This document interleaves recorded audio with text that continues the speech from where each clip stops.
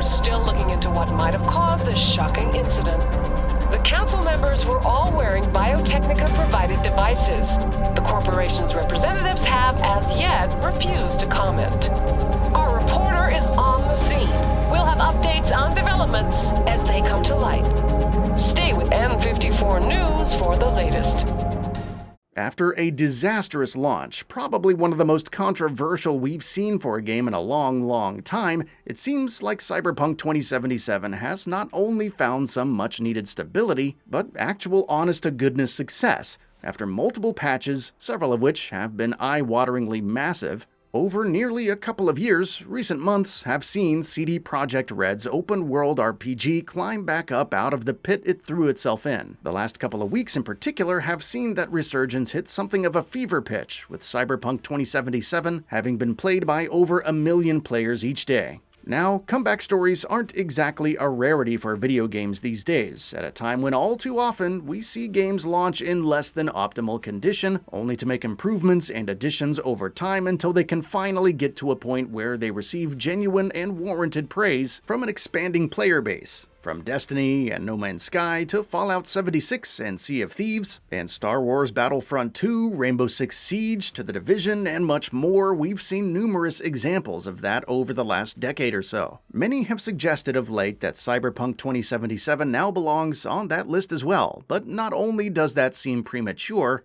it's a sentiment that also seems to have forgotten just why the storm that was stirred up around the game when it launched was stirred up in the first place. Yes, the fact that it was a buggy, broken mess, especially on older-gen consoles, was a big reason for that, and that's a crack that CD Projekt RED has, by and large, filled in successfully by now. But that was only half of the reason. The other half was the fact that Cyberpunk 2077 massively under-delivered on the lofty promises that it made pre-launch, and even with all of its fixes and improvements, it still falls short of those promises. I'm all for giving credit where credit is due, though. I'm not here to tell you that you should or shouldn't enjoy. I'm not here to rain on Cyberpunk's parade, and to say that CD Projekt RED has put in no real work on the game would be very inaccurate and very unfair. So let's talk about those fixes and improvements first, because there are more than a few. After a disastrous launch that slashed a huge chunk off of CD Projekt's value, sent the company's reputation and goodwill tumbling downhill, and even dragged it into a bevy of legal battles for several months, Cyberpunk 2077 was focused on fixing the most fundamental issues with the games: the constant crashes and freezes, the horrible frame rate, the ridiculously bad AI, the hilariously brazen glitches, the long load times, the major pop-in issues, the works. With its first few post-launch patches, Cyberpunk 2077 was looking to do nothing more than making that it was in a state that it should have been at launch, or hell, even several weeks before launch. Following that, with its last couple of patches, CD Projekt RED has grown more ambitious with what it adds to the game. Update 1.5 arrived earlier this year, and it was a big one. It brought native versions of the game to current-gen platforms. It added features that players have been demanding forever, like being able to rent apartments, for instance, and of course, it made a multitude of improvements on the gameplay front, to the driving, the AI, the combat, the NPCs, the progression mechanics, the UI, and much more. More recently, Update 1.6 arrived, and though it wasn't quite as massive in scope as its predecessor, it wasn't insignificant by any means. It added new content inspired by the Netflix anime Cyberpunk Edgerunners. It added new side missions and minigames. It added cross-progression and a transmog system, finally, and again, it continued sanding out the base experience's rough edges.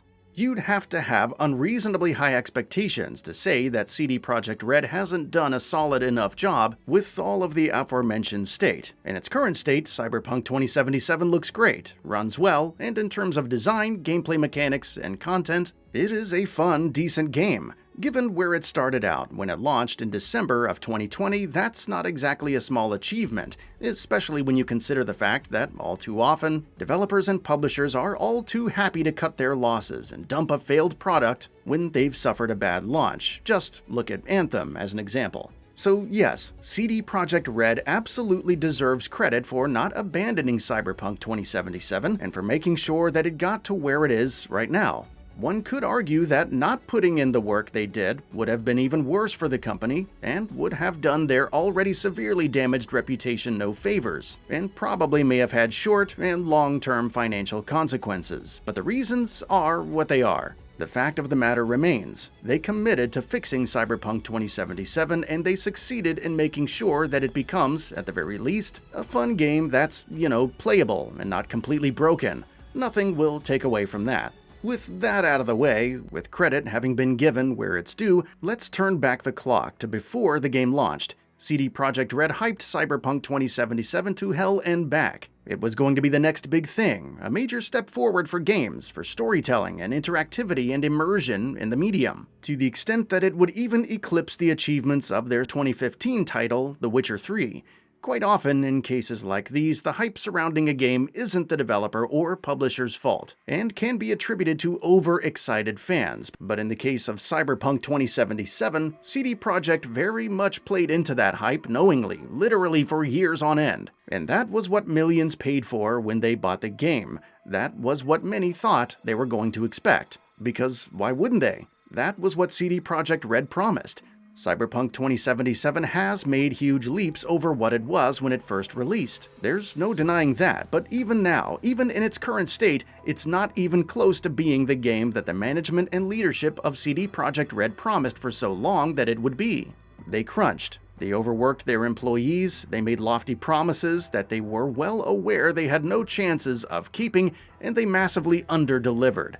And even now, though Cyberpunk 2077 as it exists right now is a game that fans of the genre are sure to have a fun time with, it's a far cry from what it was supposed to be. So, does CD Projekt RED deserve credit for sticking with a disastrously broken game and bringing it to a place where it's actually an enjoyable experience? 100% it does. You'd be insane to disagree, but does that company deserve credit for having turned the ship around and made good on its initial promises?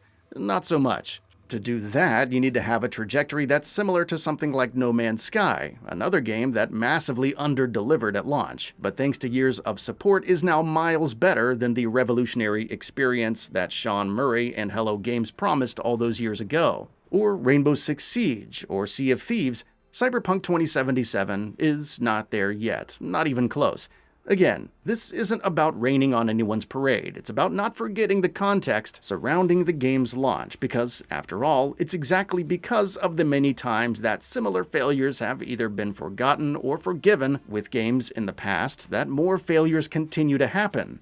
If developers know that they can put out a bad product only to eventually bring it up to an acceptable level of quality and then be lauded for it, what reason will they or others have to not keep making the same mistakes? I will say, however, that I am optimistic about Cyberpunk 2077's future, primarily because of its upcoming expansion, Phantom Liberty. My hope is that CD Projekt RED has learned its lessons and is trying its darndest to not repeat the mistakes it made with the base game, which should apply to what content they're developing for the DLC, how they're going about developing it, and how they choose to market it.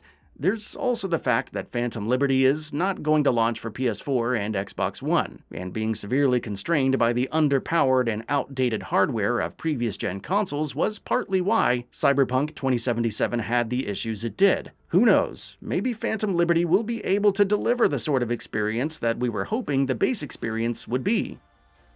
That's all for now. If you enjoy what you saw, please hit the like button. And if you're new to the channel, now is a great time to subscribe. We upload brand new videos every single day. After subscribing, don't forget to enable all notifications by clicking the bell icon. Thanks for watching this video, and we'll see you next time, right here on Gaming Bolt.